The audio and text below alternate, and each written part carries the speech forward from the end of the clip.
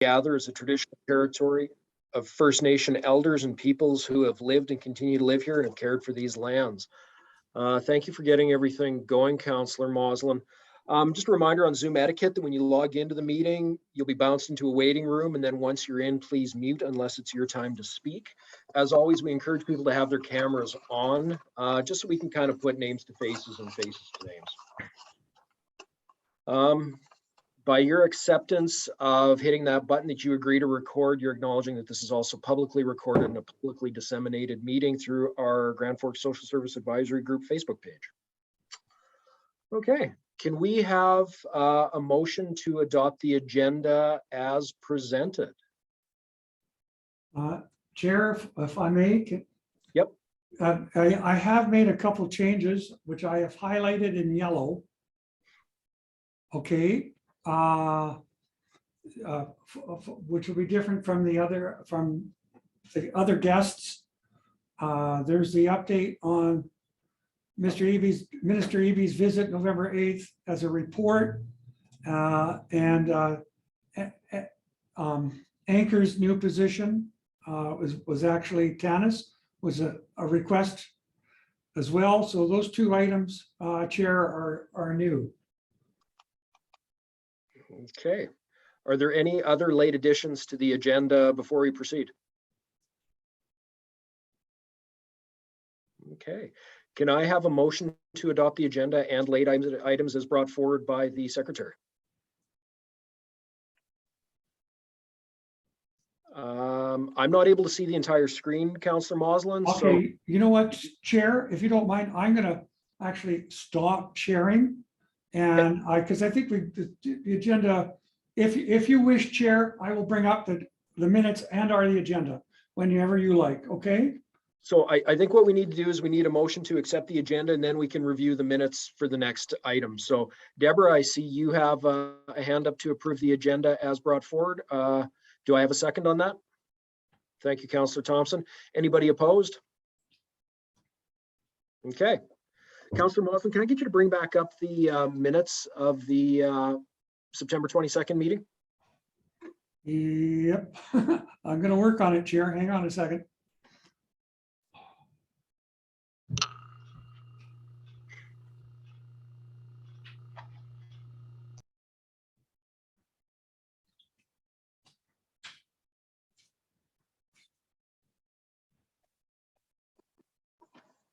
Okay. Chair, can you see them then? Yeah, I can.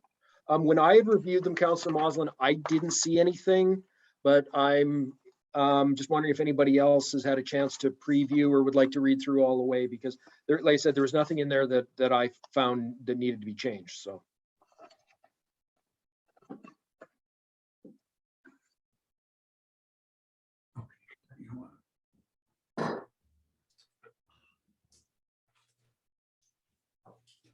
Sorry, Chair. I think folks have read far enough ahead. If you want to bounce it down one more section there, thank you.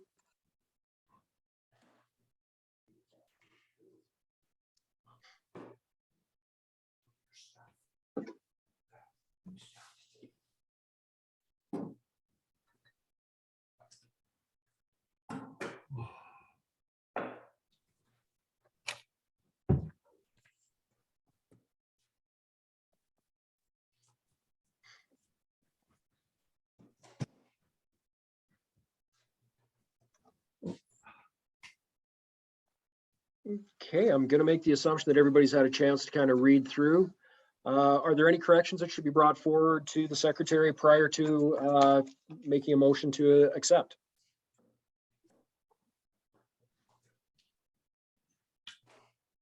Okay, can I have a motion to accept the minutes of September 22nd as brought forward by the Secretary? Councillor Thompson, can I get a second on that?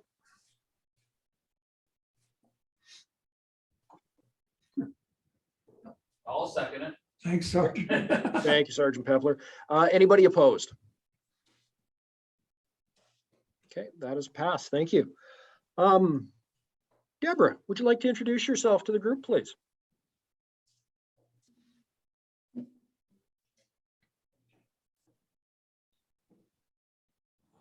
this is gonna work. Okay, Deborah, you're still muted. Anne, maybe you want to unmute yourself as well? Yeah, I think Deborah's on her phone and she might be having a problem trying to get it unmuted. Deborah LaFleur very graciously accepted to join on behalf of the Grand Forks Community Coalition. And we do have one other person that's interested in being a backup that would take either of our places should we not be able to make a meeting. So I just wanted to bring that forward. I'm just waiting for confirmation from him before I can, go forward on that. Hi, I think I have unmuted now. Okay, yep. Can you hear me? Yes, welcome, Deborah. Hi. Just a bit of background. I've lived in Grand Forks for almost 20 years. I have a real interest in housing issues because I think they are quite severe, just in general, not for a specific population, but for a lot of, across the spectrum. And seniors, particularly with the inflation that is going now and people on fixed incomes.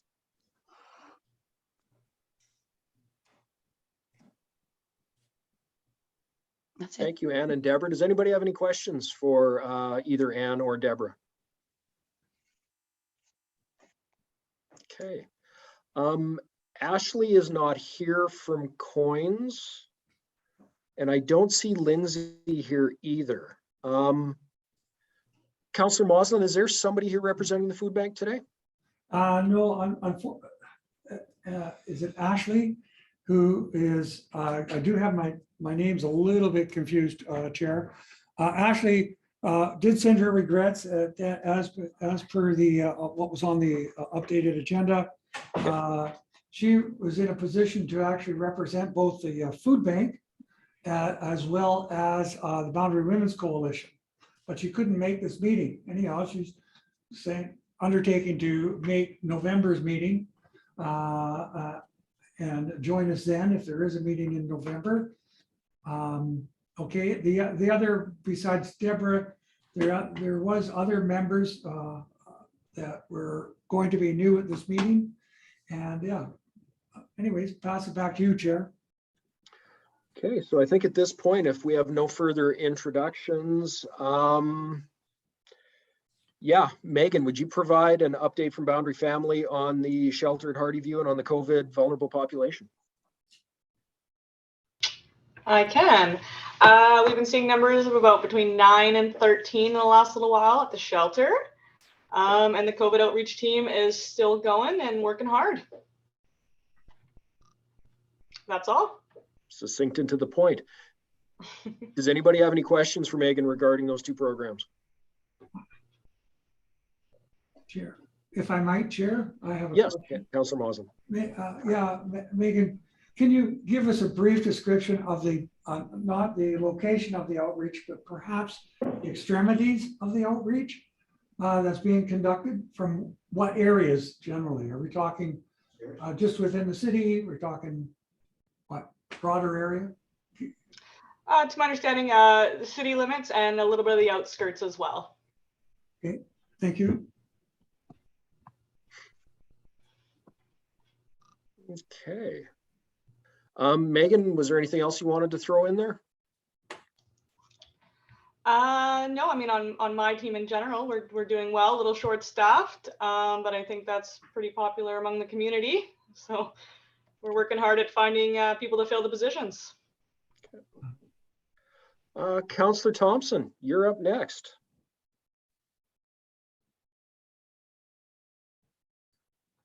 Come on, Christine.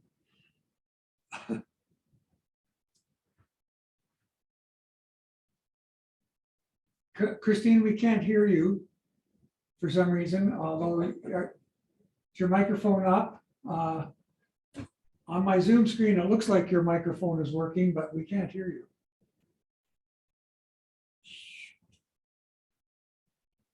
No, still no audio, still nothing.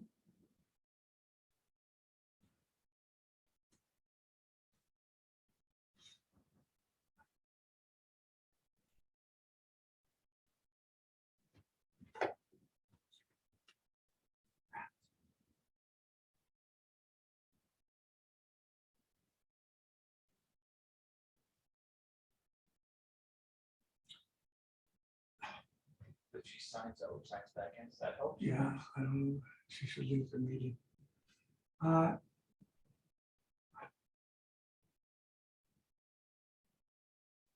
I'm sorry, Christine, we're still blank.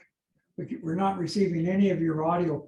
I was going to suggest that maybe you should sign out of the meeting and then sign back in.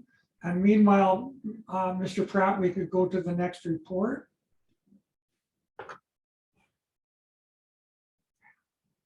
You're muted, Darren. There. Sorry, that would be Sergeant Pepler actually, because we'll jump over both of you and Councillor Thompson for now, Chris, and then come back. Okay, All right, well, like everyone else, we too are been hit with some staffing issues. We are operating at almost 50% capacity. So our hours have been reduced. We're thinking of putting them back to what they were. We're just trying things to kind of keep our head above water. But when we're not working, we're on call. There's always 2 members available. So yeah, we're still there. Other than that, like I've been keeping, like myself and Shane Gorman still keeping a lot of contact. So I mean, we're keeping in the loop. Same with Interior Health. Karen and the staff there do a good job. So like I say, I don't really have much of an update, but if there's questions, I'm more than happy to field them. And Yes, when you say you're at 50% capacity, does that mean that you're actually missing 50% of your staff, or are they on sick leave, or are you looking to fill these positions? Can you give us a bit more information, please? yeah, so our strength is 2 supervisors, myself and a corporal, and 8 constables. I lost 3 constables this year, 2 to transfer, and 1 is on an extended leave with no return date. And then Midway is even worse off. They lost 2 of their 4 bodies. So not my call. Trust me, I've been fighting this with my bosses. They've seconded a Grand Forks resource to work in Midway. So we have 4 of 8 constables that are working right now, plus myself. So it's really 60% when you include the supervisors. But at the constable rank, which are our frontline guys, it's 50%. Oh. Basically, beg, plead, I give my left kidney for a member. There's just no members that are either being able to, that are being released from where they are right now. Our training academy is ramping up, but with COVID and stuff, the numbers were, we should have put 1,400 cadets through the training academy. I think we put 140 through, so. And the baby boomers are retiring. Perfect storm. Yeah, I understand that Surrey has taken on their own municipal police, so would there not be an influx of RCMP out of the Surrey area? Okay, that is complicated. There are 800 RCMP officers in Surrey. We don't expect more than 600 or more than 200 to patch over, meaning 600 will patch over. Or sorry, 600 should stay with the RCMP. There are more than enough shortages in the Lower Mainland that 600 can be absorbed. There will be some that makes their way out here. The reality is the Surrey thing is far from done. They don't have nearly the numbers they need to get started. It's going to be about a 4 to 5 year transition period to like, so basically it'll be a hybrid detachment. Surrey Police Services and Surrey RCMP will be working together for the next 3 to 5 years.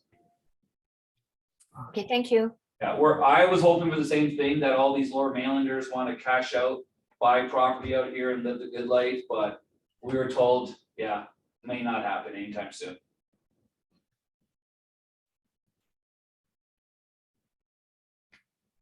Any other questions for Sergeant Pepler while we have him in the room?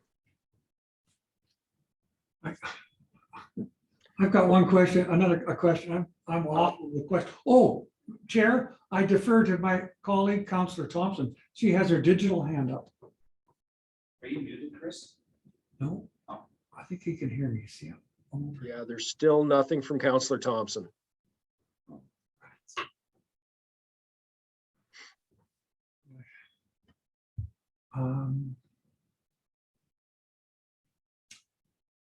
Okay. I'll send Morgan. So So at this point, Juliana from Seniors, just around Seniors Outreach. Thank you very much, Darren. We have not met for our second meeting yet. It is next Monday for the Seniors Advisory Committee. So I don't have any new updates, of course. At that meeting, we have scheduled a couple of things like senior related health options, dealing with health supports, financial remedies in the community, staying in touch with seniors to ensure wellness, and adult pay programs. So these are some things on the agenda to discuss at our meeting on the Monday. So should have some more information to tell you at next meeting next month.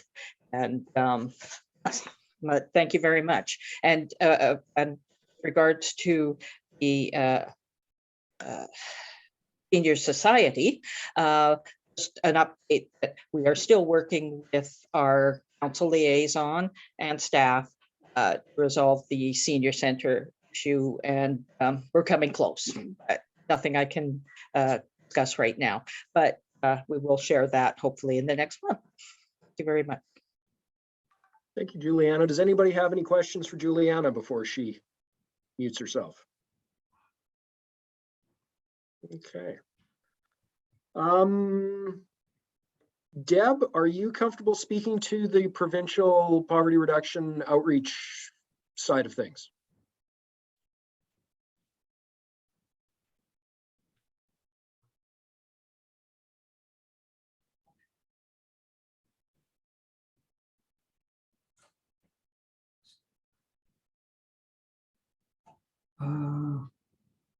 Deb, we can't see you and we can't hear you.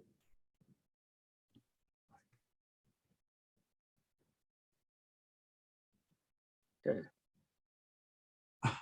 Yeah, okay. Can't get off mute again. Okay, thank you. You know what? I'm wondering if Councillor Thompson can work again. I noticed that she's muted herself. I'm wondering if she unmutes herself. I'm beginning to think it's a Zoom problem, Chair. Anyways. Yeah, I think you might be correct. So once Deb gets her ability to speak, we'll come back. Melissa, can you give us an update on Whispers and Blessings?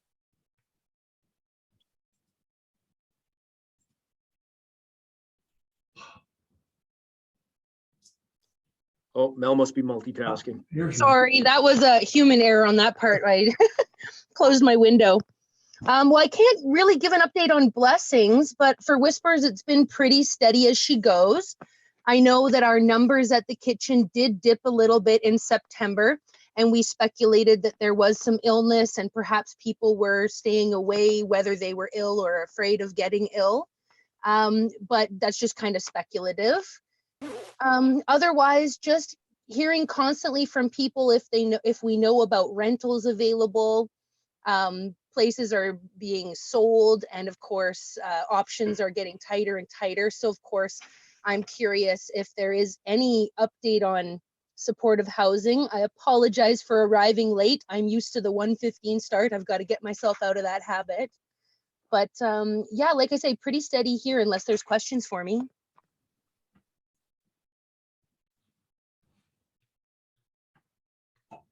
Any questions for Melissa? I don't see any, Chair. Okay. Tanis, welcome. You're with Anchors. Tell us about it.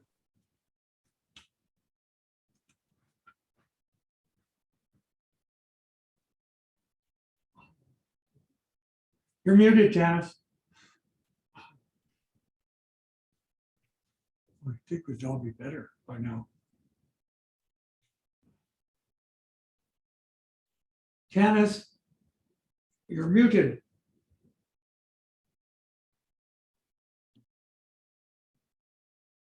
Can you unmute yourself?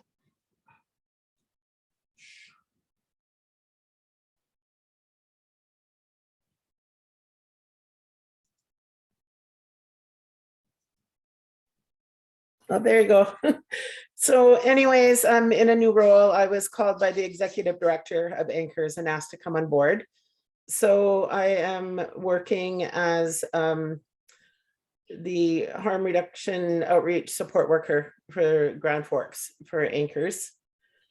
And so it's a fairly new role for me, doing very similar work to what I was doing in my previous role.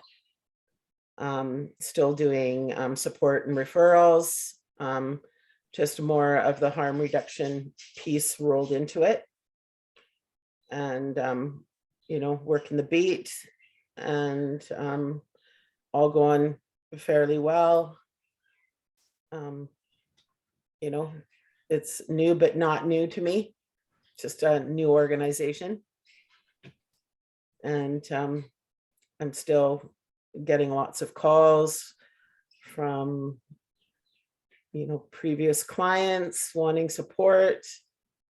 And so I'm busy with that. And looking forward to, you know, being out there and not in an office. And same thing Melissa said, you know, I'm getting asked all the time about housing and, you know, if I know anything about housing or, you know, where people can apply for housing. So that's always a huge topic, top of the list. Always. And so I'm here to ask for a seat at the table. My executive director, Cheryl Dowden, is in support of me asking for a seat at the table to represent Anchors. So I had asked Chris to put me on the agenda for that today. Okay. So as per our terms of reference, oh, Councillor Thompson's still on the phone. As per our terms of reference, then onboarding new agencies would require a confidential vote. I do not know, Councillor Moslin, that we actually have quorum at this point. If we're looking around, I don't think we do. I'm not, sorry, Chair, I don't have the terms of reference in front of me. I couldn't begin to tell you what quorum was.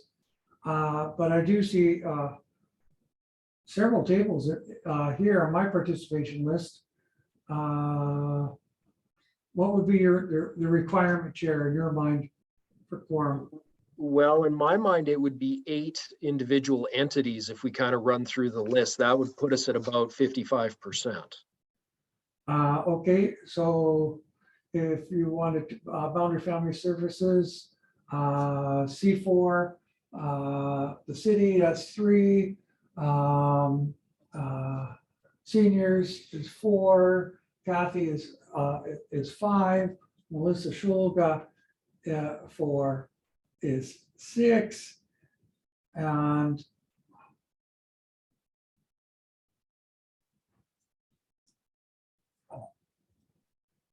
okay. All right, Chair, I think I see 6. Yeah, and I do not know, Councillor Moslin. I don't think that actually hits quorum for us for this.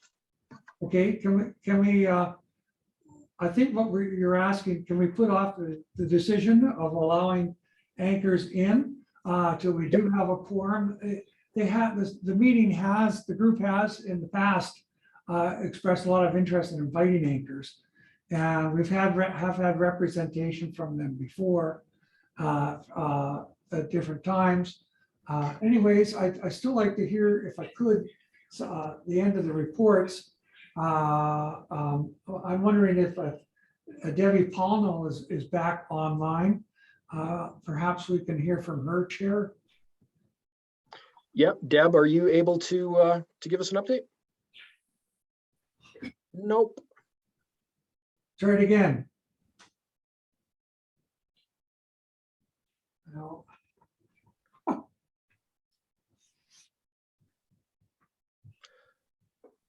So, Councillor Thompson, are you able to give us a vocal check?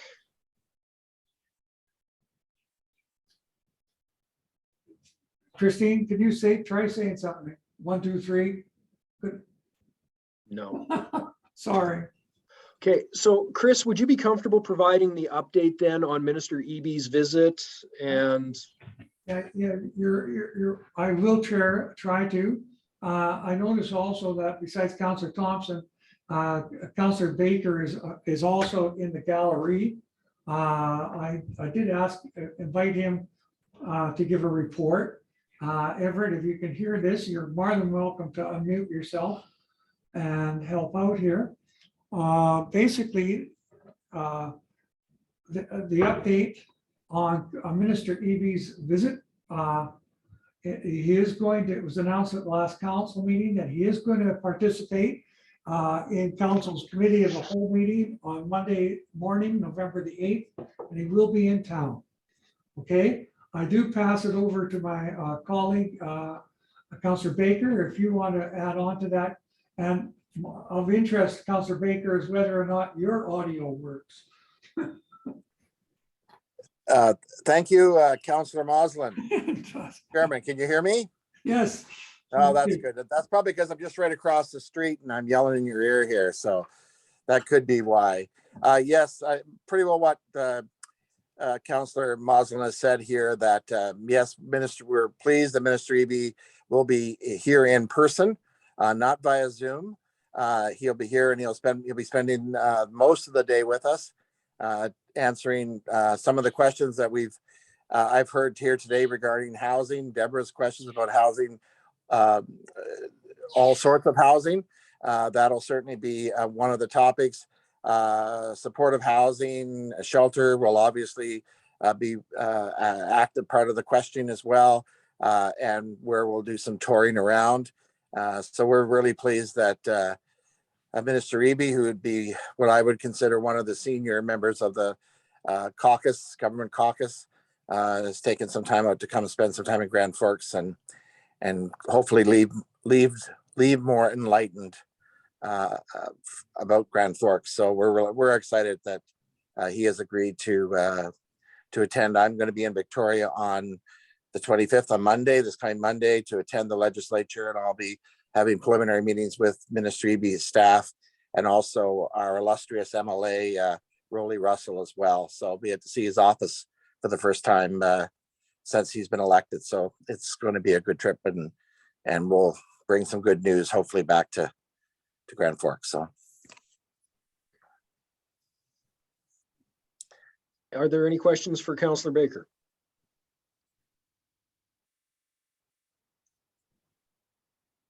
Okay. Thank you for that update, Everett. Appreciate it. thank you. Councillor Moslin, I'm assuming that we still have zero audio from Councillor Thompson or Debbie. I got a flash of the city clerk sitting in her chair a second ago, trying to help her out with her audio, which was pretty nice of city staff. But I don't know, is Councillor Thompson, can you try giving us some audio? No, not working yet. Okay, so perhaps, Chair, I can try. The other item that the city was going to update was a new position, the Strengthening Communities Outreach position, which you asked about at the last meeting, Chair. So I did want to come back and see if I could clarify. We could gather more information about it.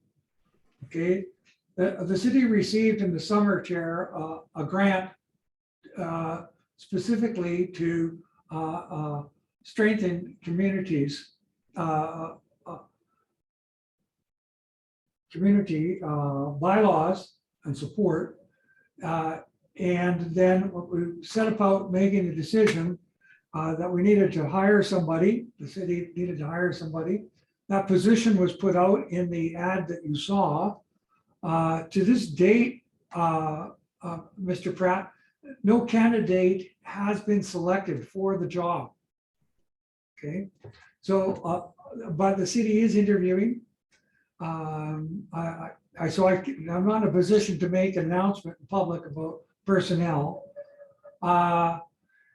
Your question, Mr. Pratt, was whether was it going to be the carrot or the stick? Well, I guess we don't know yet. A lot of it might depend on the person who's hired. There is no doubt in council's mind, though, that whoever is hired, will have to interact with all the other outreach agencies here. Whether it's boundary family support services, of the police, IH, what have you. They will be involved in this. Council is hoping to address in this position increased monitoring, if you will, or of basically the riverside communities, those who do not want to come to the shelter. Anyhow, that, I wish I could give you more specific information about when they were going to start, but that just hasn't been decided yet, Mr. Pratt. I'll try to answer whatever questions, if anyone does have a question on it, though. Thank you for that, Councillor Thompson. Anne, you have your hand up? Yes, can you give us a brief description of what the job description is? I don't quite understand what monitoring camps means. I thought the purpose was to find these people places to go to where they are not on the river and creating issues with, let's face facts, needles and et cetera, going into the water, worrying about the garbage and things that get going into the freshet. These are all the things that the community is concerned about. So can you give us a little bit better indication of what this job really is, please? Yeah, well, basically, I thought you described it really well. I don't have at my fingertips, sorry to say, the actual job description that went out in the application. The object of the thing is to strengthen the city's current bylaw enforcement. Okay. In the riparian areas, which is a tricky situation. And I do want to say from my own observations, though, that there seems to be coping pretty well with the existing populations. There's attempts to clean up by current staff, whether it is public and or private contractors. Okay, and that the situation does seem to be, if I can say it, under control. Anyways, we're moving forward as best we can to bring solutions to this area to improve basically public access and safety to the riparian area. And did I even come close to answering your question? Not really. Oh, darn. Is there something I could add? It doesn't sound to me like you've actually got a job description. So it's pretty difficult. If you don't have a plan for what you actually want to have happen, then you don't have a solution. So it doesn't sound like you have a plan or a solution. Yeah, it's going to depend on the people put in, but the plan is basically to strengthen cities' bylaws, bylaw department, and bring them an extra pair of boots on the ground to help sort this out. I know, I wish I had more detail, don't yet. Are there any other questions for Councillor Moslin? I sure wish Christine had done that.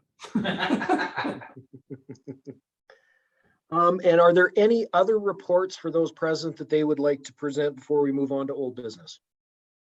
Can I be heard yet? Oh, can you hear me? It's Debbie. Hey, Deb, yes, give her. Hey. So I don't know what the problem is with my computer or whatever it is, but anyways, it's working now. So yay. Need to apologize. Well, I was set for 1:15 as well. So don't know how that happened. I don't have any particular updates, just same old, still out there in the community, from here to Rock Creek, well, Beaverdale actually, but Rock Creek is as far as I've been going. And just helping as far as I can do it. And same as everybody else with the community, housing. It's the biggest thing going on right now.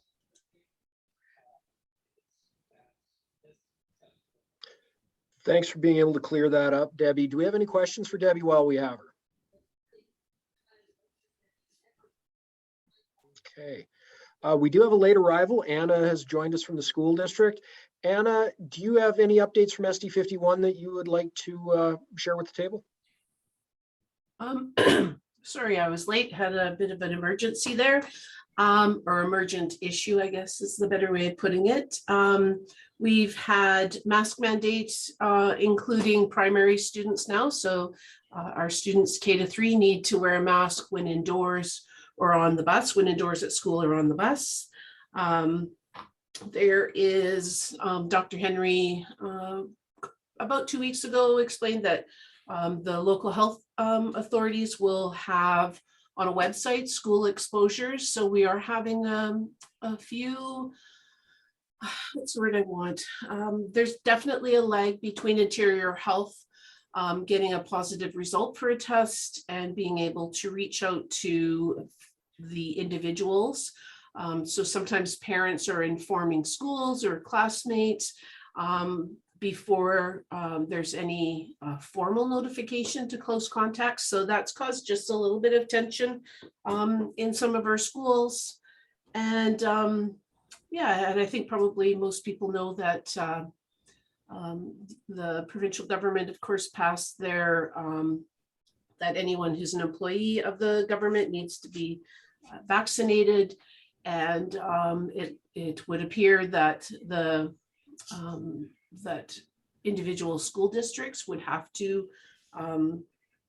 do a mandate of vaccination mandate for their employees. We're just awaiting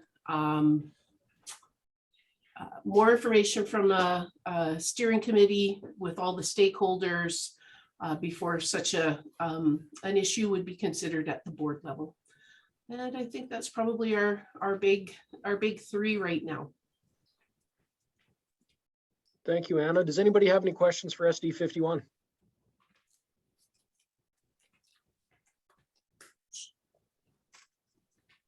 Okay, so I think we've managed to make it through all the reports, unless I've missed something. Brings us to. It's not really a report, but it's just a question from the members of the community.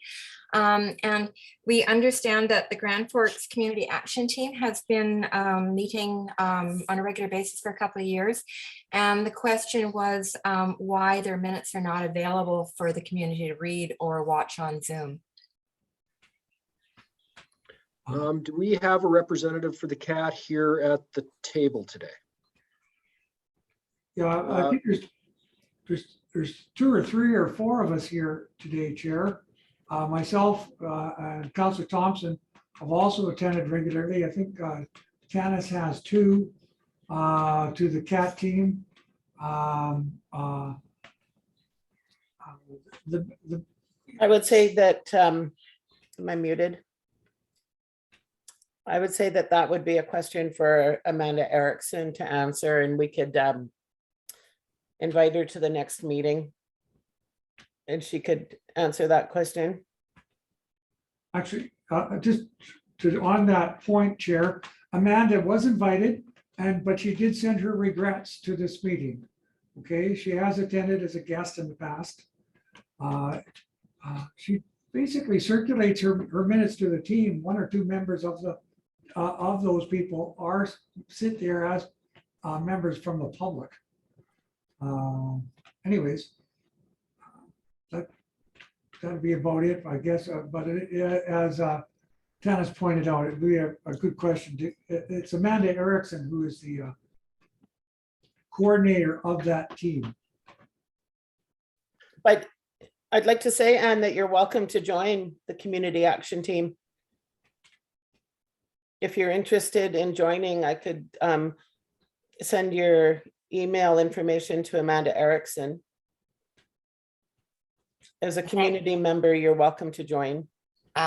Thank you for the invite. my time is really bogged down right now. I can't do it. I think the public would just like to be able to watch the Zoom meetings and know what's going on. And that certainly hasn't, I mean, there doesn't even seem to be any place that the minutes are posted. So everybody starts thinking, well, what's going on?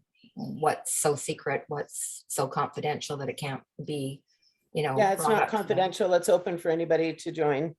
Okay, well then perhaps maybe all that Amanda needs to do is to have the Zoom meetings posted, and maybe they could be posted on the same page as the Grand Forks SAG ones are. Yeah, like I said, that would have to be a question for Amanda Erickson, who's the facilitator. So, Thank you.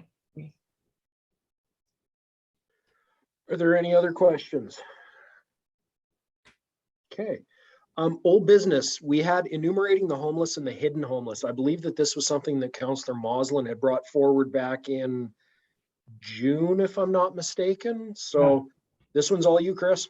Well, no, it really, first, is there a need to enumerate either the homeless, the current population, like I guess I'm asking you, Chair, and Boundary Family Support Services, we don't have a representative from Coins, but is there a need to conduct another count of that population, say in the fall or whatever? And if there is or isn't, is there a need? What does the committee think to conduct an enumeration of the hidden homeless, which would be a lot harder, more difficult to do because they're not visible. You'd have to attract them or trace them to get an accurate number. It could be a lot of work. I guess the question is there a need? So back to the group. Anybody in the group think there is a need or has a comment on that? Juliana? I think actually there may be a need to have that information, but it has to be made public so that everyone can see it. Just gathering the information and keeping it to ourselves or whatever as confidential isn't going to do the community any good. It would be nice to know, nice for everyone to know. That's all I'm saying. If you're going to go through the work, do it, make that public so that everyone knows how many homeless are from out of town or how many hidden homeless there are. Juliana, if I may, the last enumeration that was done was public. There was nothing, it was actually, I believe, posted on the City of Grand Forks website. So there was it's not like that information was suppressed in any way. Any other comments for Councillor Moslin? Mr. Pratt, I'm looking for some guidance from you, I guess, at Boundary Family Support Services. You did the last count. It wasn't of service, and do you see a future one needed? Well, I think if we look historically at that, the reason that count was done is that was actually driven by citizens for Grand Forks. They wanted to see numbers, they wanted to see an exposition, they wanted to kind of get a clearer number of why the supports that were being provided at the level that they were in community. I don't know, I'll defer to C4. Where are you guys at? Community Coalition. Go ahead, Deborah. Well, I was just thinking that with the transition house being full and no housing, where are women going that are leaving abusive partners, or men going that are leaving abusive partners? Do we know how many of them are couch surfing with their children right now? Because that would be something that would be fluid, that a once a year count wouldn't necessarily capture. So what I'm hearing you ask is there a way to determine that information real time right now? Mm-hmm. No, there's not. No. But if we don't do counts as we're going along and we just think, okay, we did the one last fall or whatever, how are we going to capture those people to But get again, actual numbers? But again, you've pointed out that it's not static.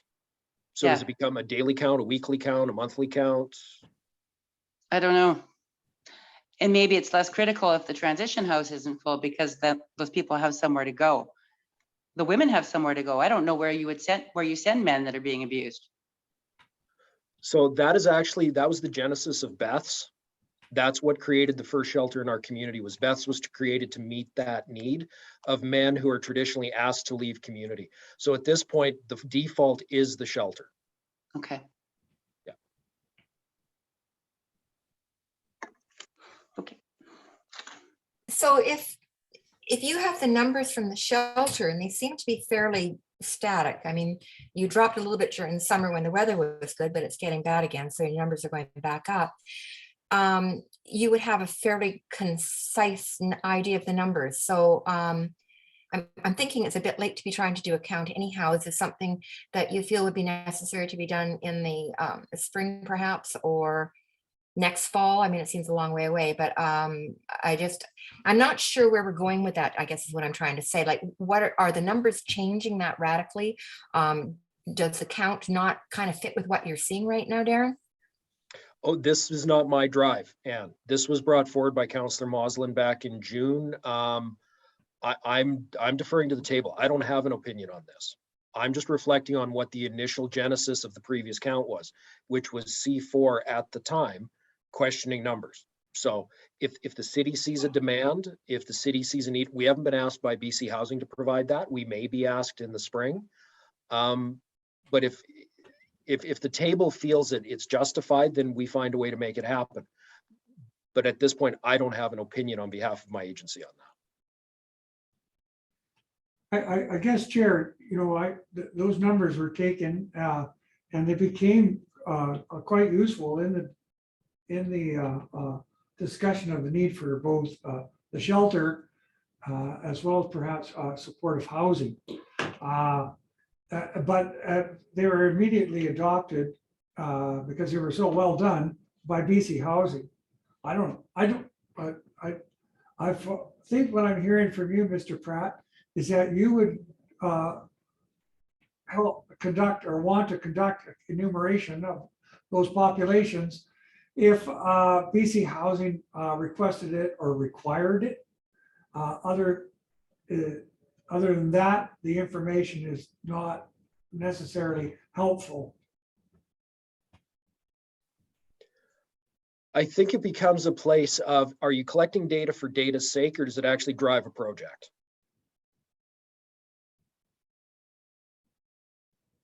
Well, it could drive a project. Which project? Well, it could drive this, you know, the supportive housing project, right? Well, we've supportive housing has been on the docket for 10 years in our community. I know, and how big a facility do we want to build? How many people did we want it to accommodate was an issue.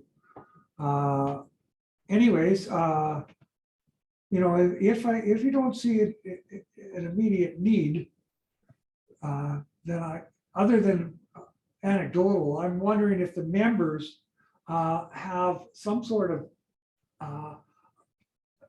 feedback to us on the numbers. I think one of the members was Anne just spoke and said, are the numbers changing?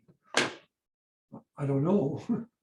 Anyways, Chair, I defer to Melissa. She's got her digital hand up. Thank you. I know for us, I think it would be helpful to know the hidden homeless numbers. I mean, yes, I think the count was great and that it was actually really well done in such a short period of time, but it doesn't give us a true picture. And as you heard from a few people, we keep hearing about the need for housing. And a lot of that is because people are couch surfing. People are living in trailers that are inappropriately, you know, set up for winter, especially. And so I think there are a lot of people who are living on the fringes that wouldn't be considered homeless, but essentially very much are, or are struggling with a lot of the same issues. And it would, I guess, put a little fuel in the fire for trying to get housing options for people. I think, it's not just about taking care of the folks who are the worst off. There are a lot of people who are struggling. And I think if we can get an idea as to how many hidden homeless there are, it might be surprising to people how many folks are struggling and are that close to being on the streets. So I definitely think it is valuable for us to try and find this information. And I don't know if it's good to wait for spring. I know that these things change seasonally, people move around. I was surprised to see a few new faces this last little while that I'd never seen before. So yeah, things I think are always changing. And the more we can try and keep tabs on it, the better informed we are for making decisions. So I don't know what that means for the group, but I think it's in our interest for sure. Okay, anybody else? Anne, go ahead. I'm not too sure how this works. Maybe you can explain it to me. But my assumption would be that a lot of these people that are couch surfing or homeless or in sad straits are getting some kind of a welfare check or something from the government. Is there not any way of tracking that through BC Services? Because are they not involved with, the payment out of checks and everything else? Could we not get a number that way? Debbie, are you able to speak to that? Can you hear me? Yes. No, we wouldn't be able to get a number. That's all confidential for sure. But I can tell you just from being out there, a lot of, I couldn't give you a percentage, but a lot of the homeless on the verge of being homeless are not on assistance. Oh, okay. Can I direct to that then? So my thought is that the biggest mistake we're making is not stopping them from being homeless in the first place. So, and I know that there was that study done by UBC where they found that for a lot of people that were on the verge of homelessness, they gave them a lump sum of money in a lot of cases that managed to pay their rent or their mortgage or get them on their feet or into some other form of work. But it stopped them from ending up on the street. And it seems to me that if we can stop people from ending up on the street, we wouldn't have the number of issues we've got going right now. So is there anything that as a community we can do that would actually put that kind of a process into effect? Are you asking me as ministry representative? I'm asking anybody that can answer the question right now. For us, in order for us to issue any money, we are income and asset tested. So you have to meet that requirement first. So if a single person has $2,000 in the bank because they scrimped and saved, they're not eligible. They've got money to live on, and it might only be to live on for that month. And then they'd come and reapply again. But I mean, for me out there, I do everything I can in between the lines of legislation to be able to issue to anybody who is in need, but as far as like back in the day when I was doing this 30 years ago, we could have somebody come in one day and issue the check in the afternoon. It's not like that anymore. It's really not. I don't know if the answer is there. Well, who do we contact? How do we get this to be cleaned up? Because it seems to me that our government's not doing a very good job anyhow. But if we're not taking the necessary steps to keep people in their homes and not allow them to get on the streets, where it seems like once on the streets, you have a downward slide where you're ending up oftentimes on drugs. And I don't think that's what we want to see happen to people. So how do we get our government, are all of you that sit at this table advocating for the government to take the necessary steps to actually solve the problem rather than sticking a Band-Aid on it? So I think our government our ministry has started to do that now with having the community integration specialists out in the community, where community partners do contact us directly, or have the clients or potential clients contact us directly to assist. I mean, it all went electronic, so that wasn't working for a lot of barriered people. So we are doing that. For sure.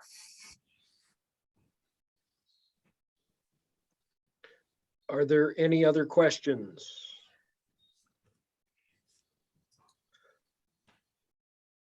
What I heard in this is that there still is a feeling that an enumeration would be a good idea. So Chris, thoughts around best practices for enumerating the hidden homeless? There's a lot of sketchy data on how best to do that, and a lot of it contradicts. So if anybody has any suggestions on best practices for enumeration of hidden homeless, let me know. Chair, I guess the point to me is, if it, I don't want the table to decide they want to do it, then give it to me to do. I would really, I'm quite willing to take a look into best practices. I have done some cursory research and to try to enumerate the hidden. I mean, we're trying to count something that's hidden, so it's not going to be easy. But there are resources and magnets in town. And I don't know how scientific account it would be. It might be a lot based on hearsay, unless we can get actual names together. Anyways, I was going to suggest, Chair, if there is enough, if somebody else from the group wishes to explore that and come back, give a report perhaps at the next meeting at how best to conduct or different ways to conduct an enumeration of the hidden homeless. I for one would help, but I would look for somebody else who would like to participate. I see Tammy's back here, which makes me think, Chair, that we do have a quorum. And I know Tammy has been keeping anecdotal records for some time. So Tammy, I know you joined late. Do you understand what we're talking about? That we're trying to count or assess the hidden homeless. I understand from the point of view of the agenda. And my apologies for joining late. There seems to be a disconnect. Like I'll sit in the waiting room for a long time. So I kept re-signing in until I got noticed. Well, I think we signed you in a couple times, Tammy. Oh, did you? Okay, because it just finally went through now. So we have been having trouble with other members participating as well this afternoon. Yeah. So can we clarify the definition of hidden homeless? I don't have it at the tip of my fingers, but basically it's those at risk of becoming homeless. They don't have enough, they're in a place, but they don't have enough to pay for the next rent. It could be students who really are just reliant on neighbors or friends for shelter. So they are not actually visibly homeless, but they are at risk of becoming homeless. Does that help? Okay, so would that include senior citizens who can't pay their taxes or utility bills? It seems to me it could. I mean, seniors find themselves in that position on a fixed income where they're even in their own home and have cash assets, but they're tottering on the brink of losing that. So what comes to my mind is what would be the purpose of getting this metric? Because I'm not sure we could get this metric accurately, other than to say what's the population of Grand Forks, right? But what would be the outcome, the purpose of having that metric? I thought Melissa spoke to it earlier.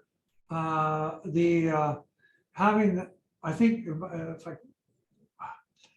the fuel to light the fire, to do something. I think earlier Ann said, can we get a guesstimate on, are the numbers changing? Anyway, so those two things. might be reasons for a count. Yeah, so I understand what it takes to get out and do account for those that are in cars, in unsupported RVs, in tents. And I know there even we miss people because there's people that can be hidden in those circumstances as well. I can't imagine how we would possibly enumerate the people that are on the verge of, because you need to also look at then relationship breakdowns, abuse in homes. You need to look at, like, it by the definition you're giving me, hidden homeless becomes a really, really huge issue.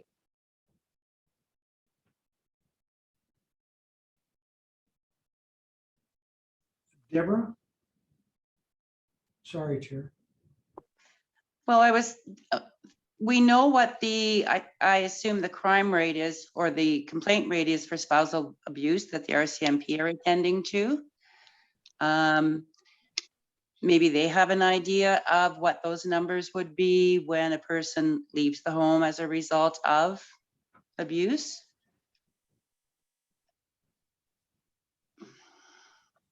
I think there are ways of getting those numbers.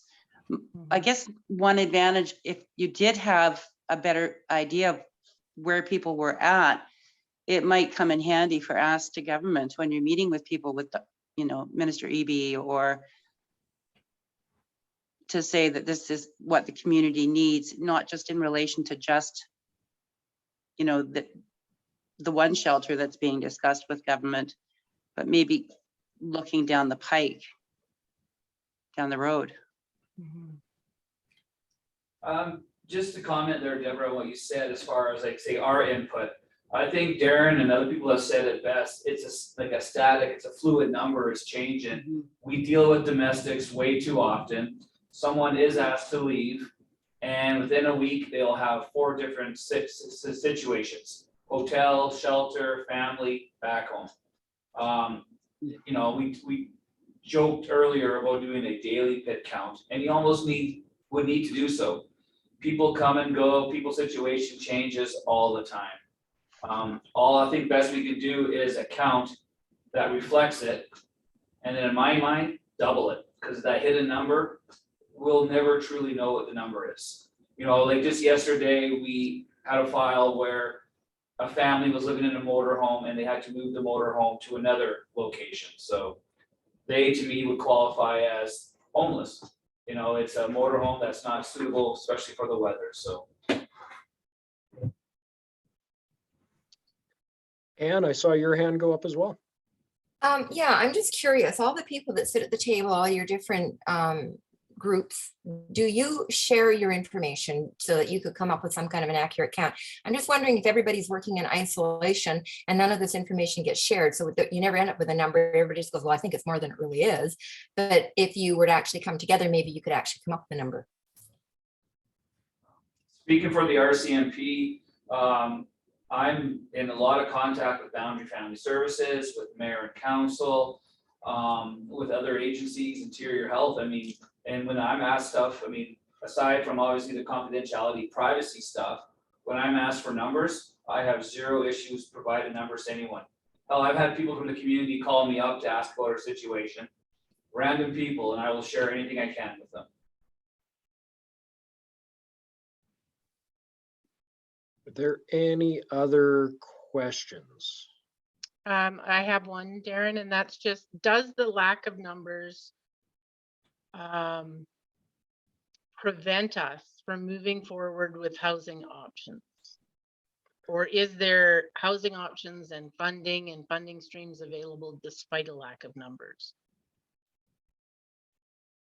Is that question directed at me, Tammy? Sure, or anybody that can answer it. Okay. It's a bit of chicken or the egg. Our community has known for a long time of what our need is. That's why we were earmarked for that building on 2nd Street. That's why the shelter is running. I think government is aware of what it is. The problem is with ministerial funding of any stream, it's always flavor dependent. So governments will go through these phases where for this funding period, we're focusing on women and children transitioning out of domestic violence. The next funding cycle, they're not even looking at that. The next funding cycle is very specific for community needs for CLBC adults transitioning into seniorhood. It's always this very dependent, and your hope is to always have enough of a plan on the shelf that when government announces funding, you can pull that off, dust it off, and submit it, because the turn times are very often 45 days or less. And I think that's what the public doesn't understand, is when government puts out an RFP or government puts out a proposal period, agencies like mine don't have 6 months to put a plan together. Yeah. That's not real. We literally have 30 to 45 days to put a complete plan together and get it submitted.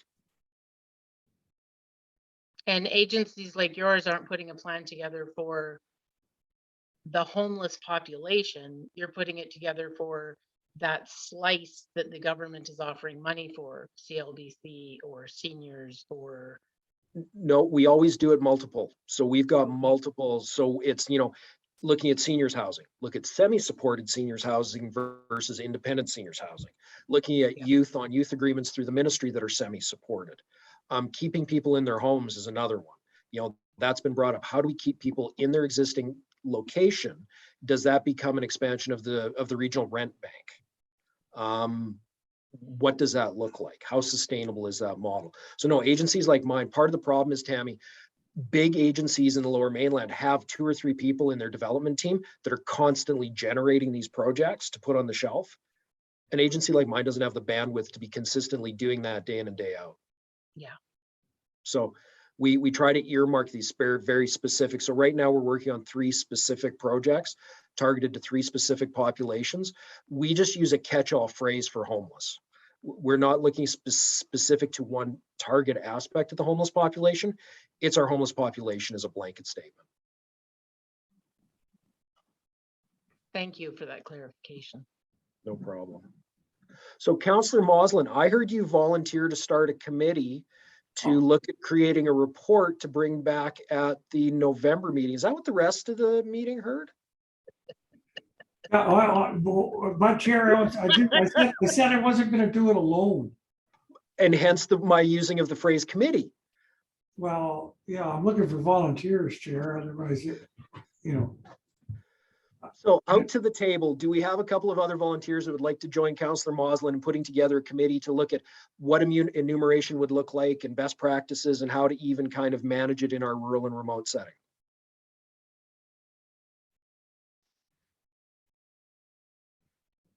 and let's let us fly, Chair. Oh, come on, Chris, you and I work well together. I'll join you. Oh, okay. No, Chair, One more person, come on.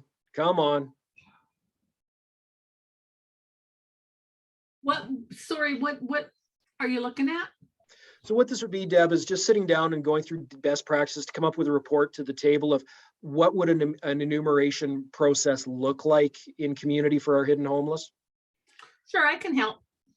Awesome. well, Councillor Moslin, are you happy with your committee? I am, Chair. Thank you very much to both of you for volunteering. Please, Chair, let me try to coordinate a meeting time via Zoom or whatever.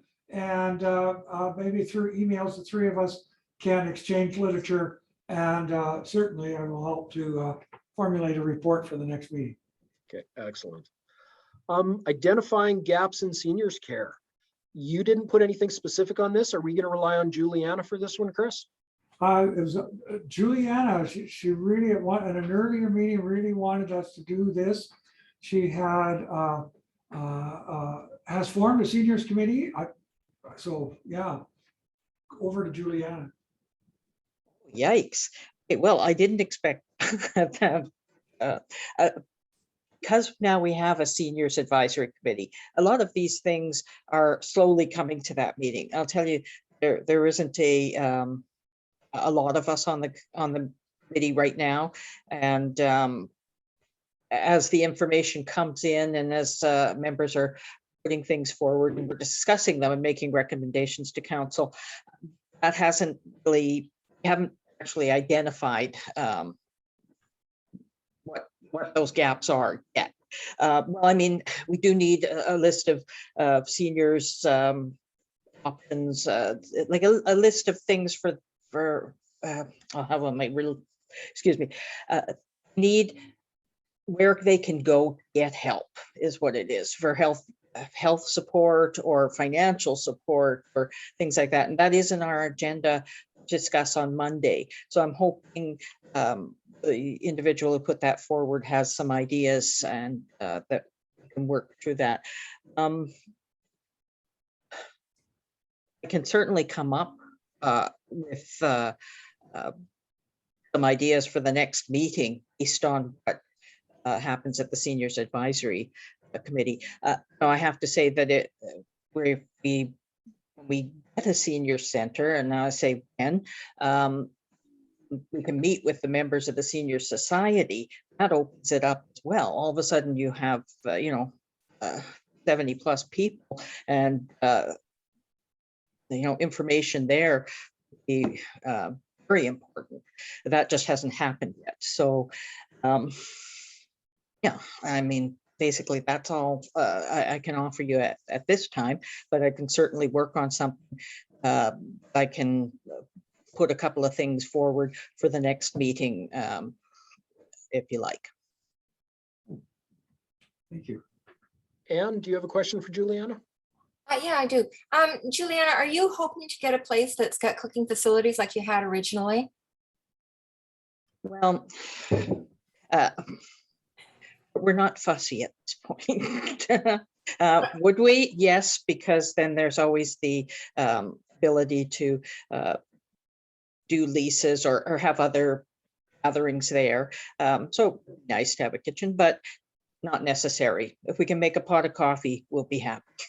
I was wondering though, if we have members of the community in the seniors bracket that are for food and stuff, that would be a good place to be able to offer them a lunch or an afternoon meal or something, if you had the ability to be cooking at the same time. Because I think there's lots of people that would donate food and stuff for you. I'm just wondering if this is, like, it seems to me that this should be kind of a really an important thing on your list. Actually, it would be to have some kind of, I've always thought that we should have at a senior center some kind of lunch and learn program. Have come in, individuals like yourselves come in and talk about important issues for the seniors, and then offer a bag lunch of some kind for them. And again, it's dependent on having an actual building. So something like that, definitely, Anne. Okay, thank you. Is there any other questions for Juliana? Okay. We don't have any new business, no late business. Next steps, we've agreed on a committee. I guess we need to take a vote on anchors if we feel that we have quorum. So I guess we should ask Tanis to step out for a couple secs and do her thing. Could Tanis give us a better explanation of exactly what she's all about, please, on this? Thank you. Sure.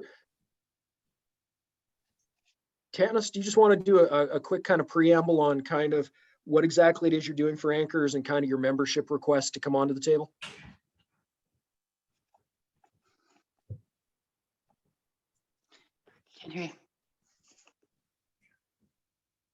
Hi. So an explanation on what I do for anchors. Yes. As I said, I'm an outreach harm reduction support worker. So exactly what it sounds, I do harm reduction in the community, making sure there's, not everybody has clean supplies, that there's not dirty supplies laying around on the riverbanks that are going in the water, that I'm picking up sharps bins and making sure they're disposed of properly, making sure people have clean supplies so they're not sharing and spreading disease, making sure that people are being referred to the proper resources when they need support, supporting them in the capacity that I'm trained to support.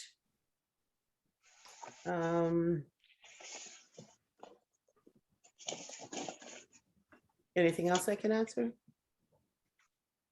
Do you promote rehab and detox? Pardon me? Do you promote rehab and detox? Do you Of help course I people get into that? Of course I do. I'm a counselor. I'm a substance use counselor. Like I said, I do referrals. So if somebody wants to go to detox or a residential treatment, I do referrals for that and help with the applications.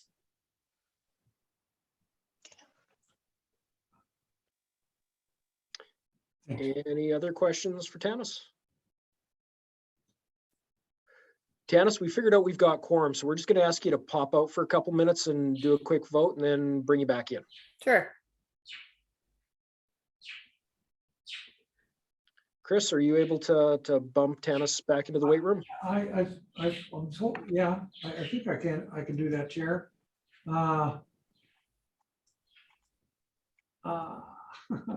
Hey, Tanis, I'm gonna try to just put you back in the waiting room, please. Oh, I did. Okay, so Yep. Chair, she is back in the waiting room, excluded from the meeting at this point. So how would you Okay. like to proceed, Chair?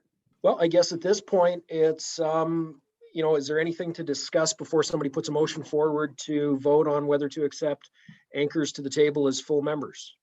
Is there anything we need to run over?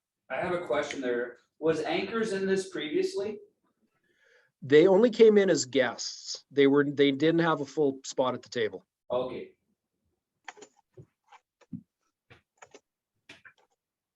Chair, if I may, I'd like to speak in favor, or perhaps if I just make the motion and then speak briefly in favor, we can have the vote. How would you- Councillor, Okay, go for it.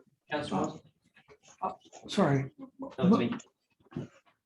You're looking for that? Oh. Thank you. Wow.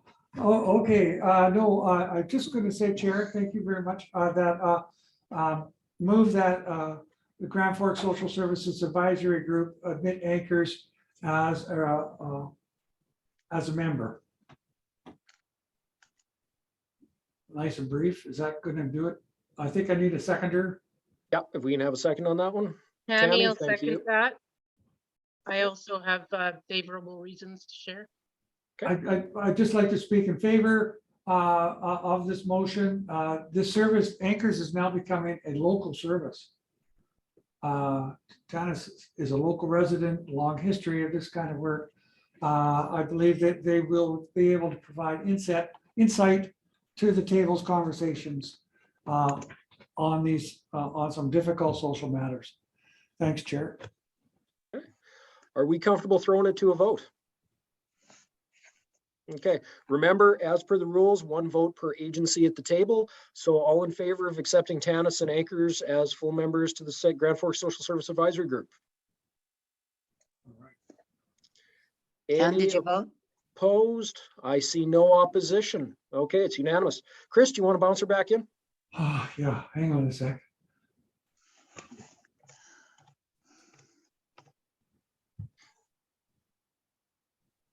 Hey, that wasn't, that was actually easier than in real life. Welcome aboard, Tanis. Be careful what you wish for.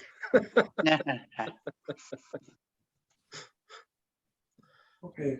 Okay, so I guess at Thank this you. point, unless there are no other items, our next meeting is November 17th at 1 p.m. I just, out of my own curiosity, because I almost got caught short on this like some of my colleagues, when did we shift from a 1:15 to a 1 meeting? Yeah, Chair, it had lots to do with Zoom. Okay, I was trying, earlier, I couldn't create a Zoom meeting. I had to rely on staff to create the Zoom meeting. So if they would create it, you know, and I could get them all lined up and we could deal with technical issues at 1, then the meeting could start at 1:15. That's the origin of that confusion. I apologize for it, that, Chair. Today, the meeting started at 1, but you know, we were putting things technically together at 12:30 in this room. And I noticed that, and I really want to reach out to city staff. They did try to assist Councillor Thompson with her technical difficulties. So anyways, let's just say 1. Is that simpler? Okay, 1 o'clock it is. With that, do I have a motion to adjourn? Anne, Juliana, I want to thank everybody for taking time on their Wednesday afternoon to come and join us. So hope everybody has a great rest of week. When's the next meeting? November 17th, 1 p.m. Great, thank you. Great. Bye all. I thank you. Take care, everybody.